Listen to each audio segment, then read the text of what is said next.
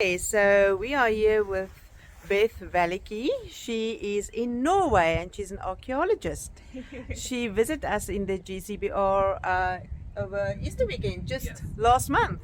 So now we are in Norway and let's learn from her, how does the rock art in Norway look like? Okay. Well, we can start at the earliest time period. Here, if you can see these images, they're feet outlines, or what we think are feet.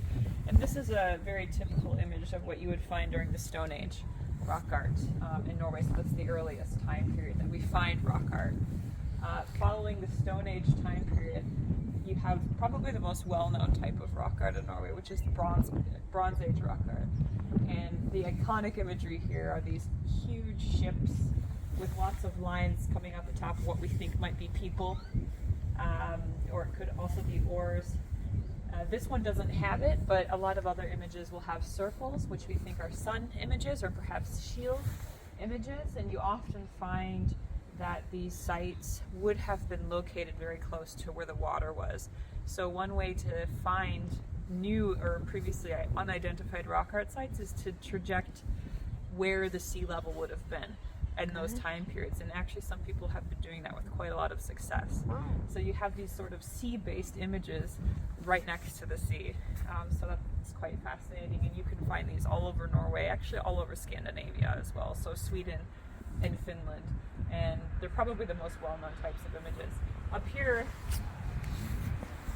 it's quite faint, but you can see that classic sort of circular image where it's concentric circles upon circles upon circles.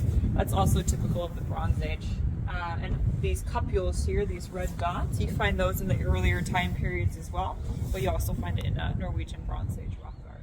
So this is the site of Fluberga in Rogaland, Norway. This one you also see some of the images typical of the Bronze Age, like the circles here and down here, but you also have some more abstract images that can't really be determined.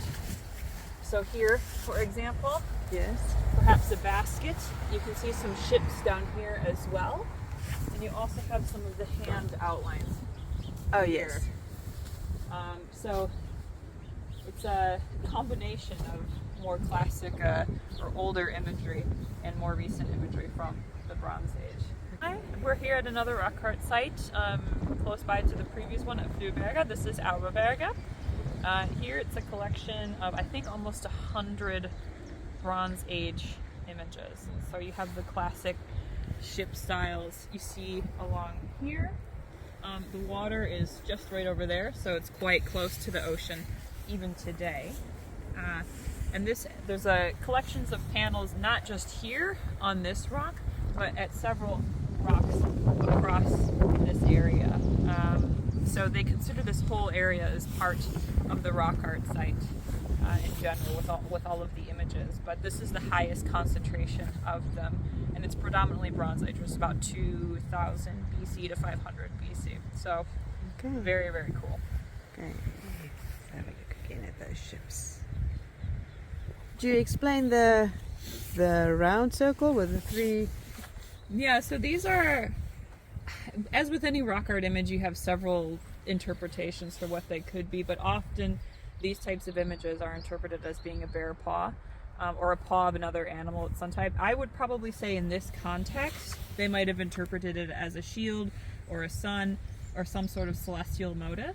But this is the interesting thing. If that was found by itself, it might have been interpreted as something completely different. So I guess context is always important in these cases. Yeah, and you have some of these classic circle patterns here.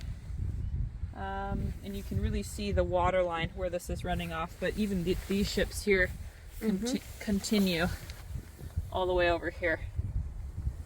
So Amazing. it's quite large ships at this site. So Beth just told me that this was an area where the Vikings lived. Yes. Lots of Viking remains here. Archaeological remains. Yes. So no human remains that I can think of, but there are burial cairns all along the ridge here. So we can stop by and see some of those. But this whole area of this part of Norway was intensely occupied by Vikings. Okay. Look at this. Amazing. And there opposite you'll see the farms. So that is another reason why it was so popular to live here. It's amazing, eh?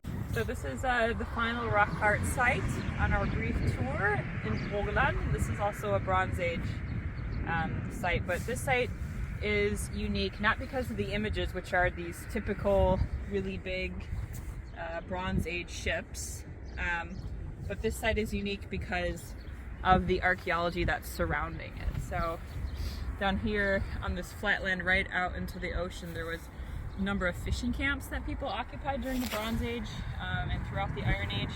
And all around this landscape, this coastline, there are habitation sites, there are burial cairns and burial mounds as well. So people were quite present in this spot. This isn't an isolated rock art site.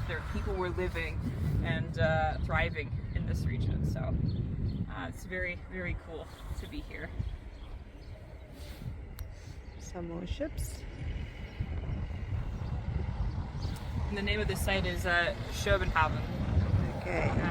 which actually means kind of Copenhagen, but it's just one name. There's a couple of regional names as well, but the official name is Schopenhaven. Okay. Yeah.